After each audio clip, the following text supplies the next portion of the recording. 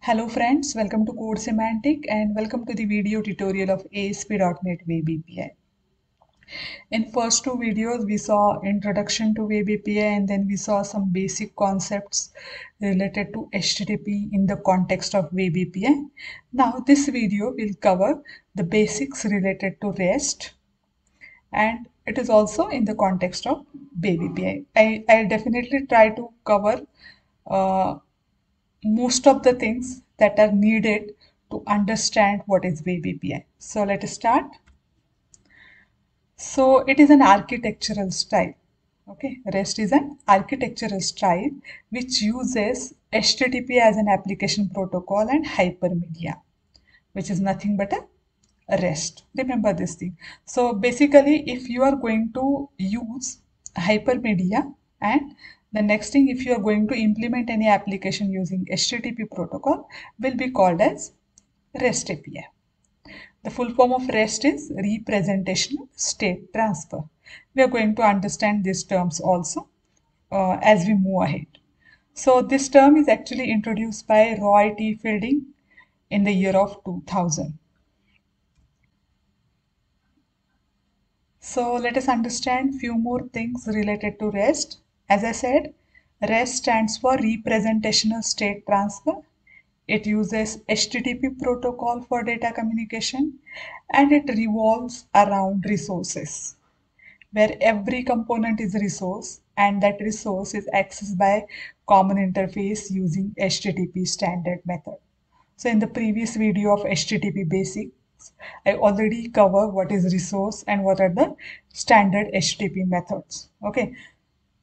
Now the next thing is that in REST architecture, a REST server simply provides access to the resources, whereas REST client accesses that resources and present that resources. See, here you will have a server client server architecture. So the purpose of REST server is what? To provide the access to the resource. What client will does?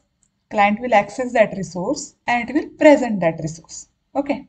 So if your client is mobile app, it will present it differently. Whereas if your client is web application, it will be presented differently. So the main resource will remain same.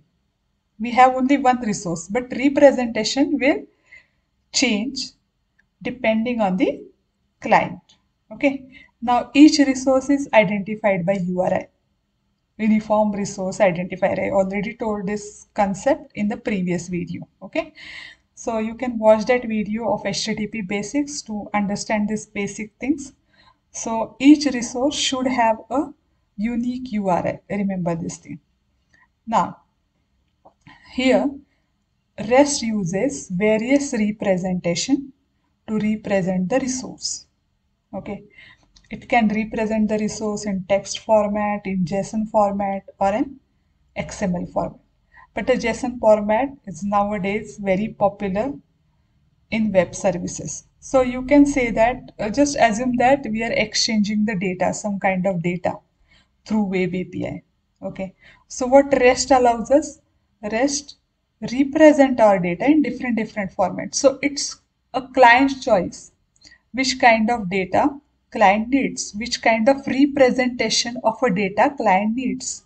If client needs a JSON data, or I will say if client needs a data in the JSON format, REST will provide that data in the JSON format. If client needs the data in XML format, REST will represent that data in the XML format. So basically your data remains same, but how it will be represented, it will depend on client requirement, and REST is ready to represent that data in different format. So that is the advantage of using Web API because it is based on REST principle. Now one more important term, resource. Actually it is already covered in the previous video, that is HTTP basic, but again I'll explain this. REST architecture treats every content as a resource. Now that resource can be a text file, can be a HTML pages, image, video, or dynamic business data. So REST server simply provide access to the resource and REST client accesses and modifies the resource. Every resource is identified by URI.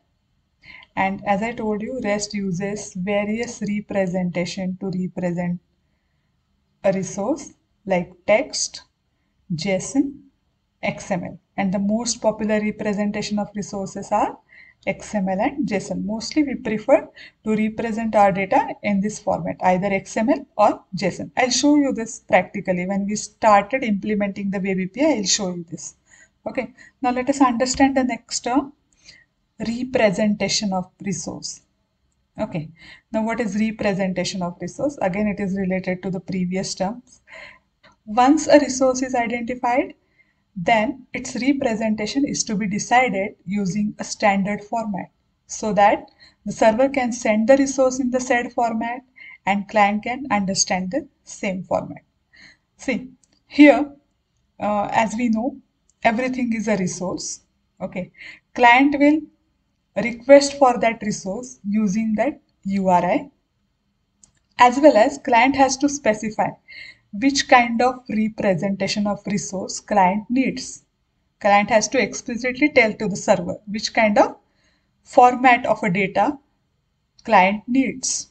So what server does, basing on the requirement of a client, it will send the resource in that specified format. For example, client needs the data in the JSON format. So what server will do?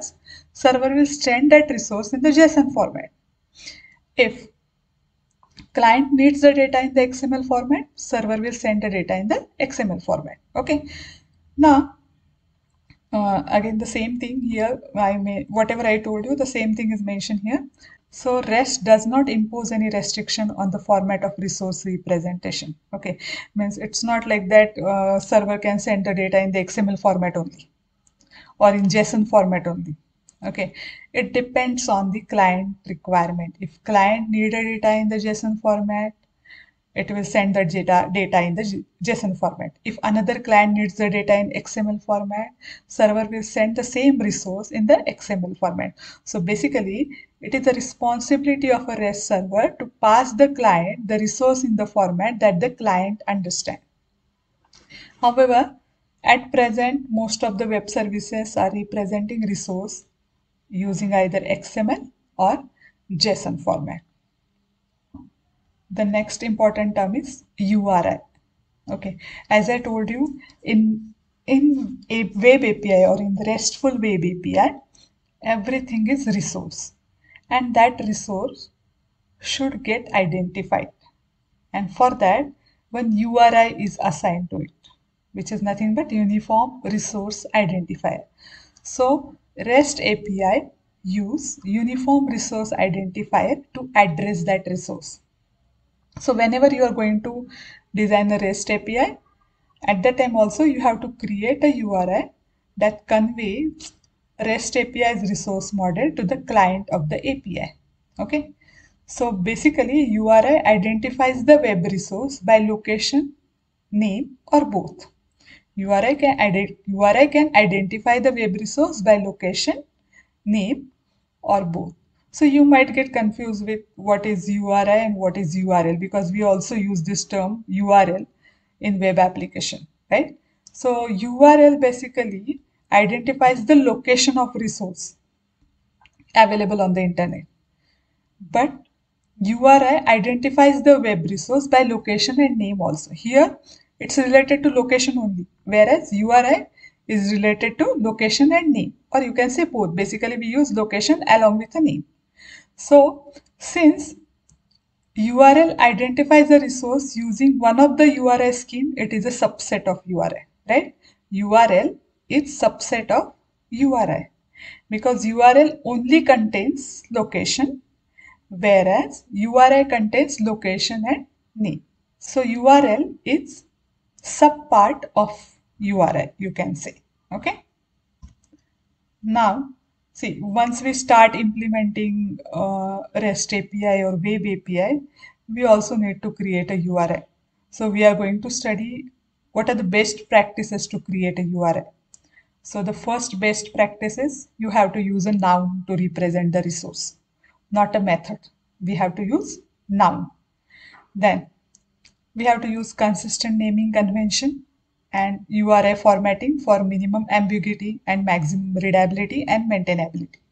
For example, forward slash to indicate hierarchical relationship, hyphen to improve the readability, try to avoid the underscore because it partially obscured or completely hidden in some browser, and you have to use lowercase letter. So these are the few things we have to take care of. Then it is not recommended to use a file extension. Then next thing is not recommended, that is crude function names are not allowed in URI. Means you cannot say save student record like this. Okay. So you can use query components to filter URI collection. So it's like one of the query component is query string. So you can use that query string to filter the URI. Now, next thing is REST constraint. So if your web API follow this constraint, then only it is a RESTful web API. So remember this thing. So let us see these constraints in detail. The first constraint is client server. Second constraint is stateless. Third constraint is cacheable. Fourth constraint is layered system. Next one is code on demand, which is optional, means it is not required, but at least rest of the files are compulsory. And the last one is uniform interface. So let us understand it one by one. So what is client server? So the client server constraint improves the separation of concern by separating servers from the client. See, client is different now. Client is mobile application, client is desktop application, or client can be web application. And server is different, which is nothing but our web API. Okay, so basically client does not have to deal with data storage. Data storage will be done by server. Client has to only represent the data. It has to access the resource and it has to represent only. So the client is allowed to evolve independent of the server. Whatever data needed, server will provide to it, and then client will display it or present it in whatever ways the client want. Okay, so here client means any specific application like mobile application or web application or desktop application. Moreover, it allows the client software to be ported to other platform or programming languages. So here assume that we created a web API using .NET framework, so it is not necessary that client should be a .NET application only. It can be any application, can be using other platforms like Mac OS or Unix OS, and programming language can be Java or PHP, anything. Okay, so the server has to do nothing with that. Now, on the other hand, server don't need to care about user interfaces to let them evolve independently. So server has nothing to do with user interface or presentation related part. Presentation is done by client. It only handles the functionality, it stores the data, it updates data. That part is handled by the server, whereas presentation part is handled by the client. So that's why server do not have to care about user interface. Then due to the lack of complicated UI code, the server side code is more simple and scalable. See, server has nothing to do with UI related part. That's why the code also remain what simple and as well as scalable. Now the next constraint is stateless. So stateless constraint ensures that no client context is stored on the server. So if you are familiar with the web application, you will definitely understand this term. See, HTTP is itself a stateless protocol. It do not store the client information. It is totally a responsibility of a client to store that information, and every time it calls the server, it will send that information along with a request. Okay, so here also, while implementing web API, you have to ensure that no client context is stored on the server. So this requires that every request from any client to contain all the information necessary to process that request. Since the previous information or old information is not stored on the server, client has to ensure that whatever information client has passing, it is necessary and sufficient to process that request. Next is cacheable. Now client can cache the response they receive from the server. Responses must, but here we have to make sure that responses must be implicitly or explicitly define themselves as cacheable or not. We have to define this thing explicitly. Okay, otherwise it won't know which response to cache and which not. So the next constraint is layered system. With the help of REST, we can implement layered system architecture. So what you can do here, we can have our web API hosted on one server, whereas data on another server. But client cannot ordinarily tell whether it is connected directly to end server or intermediary server. Okay, so basically the purpose of layered system architecture is to improve the system scalability by enabling load balancing. So this is one of the important constraint of REST. So next constraint is code on demand, which is an optional constraint. So it need not to be implemented whenever you are implementing your own web API. So here what happens, server is also able to send executable code to the client to modify or to add a functionality on the client side. Generally server sends the data, business data, okay, or resource. But here server can also able to send an executable code. For example, you can say any client side script that server can send, and then after it can be used by client. Okay, so that script might require data on the server, so it is created there, and then after that can be sent to the client. So let us see the next constraint, that is uniform interface. Now, what uniform interface constraint defines? It defines the interface between the client and the server. It simplifies and decouples the architecture, which enables each part to evolve independently. Okay, so with the help of this uniform interface, there is no strong coupling, nothing complexity is there, everything is simplified, everything is decoupled, and that's why it evolves independently. So uniform interface consists of four concepts. First of all, identification of resource.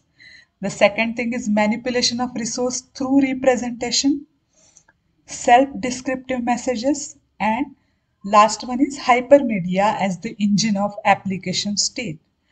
Now, all of you are already aware of resource and representation of resource. In the beginning of this video, I already told you what is resource and what is the representation.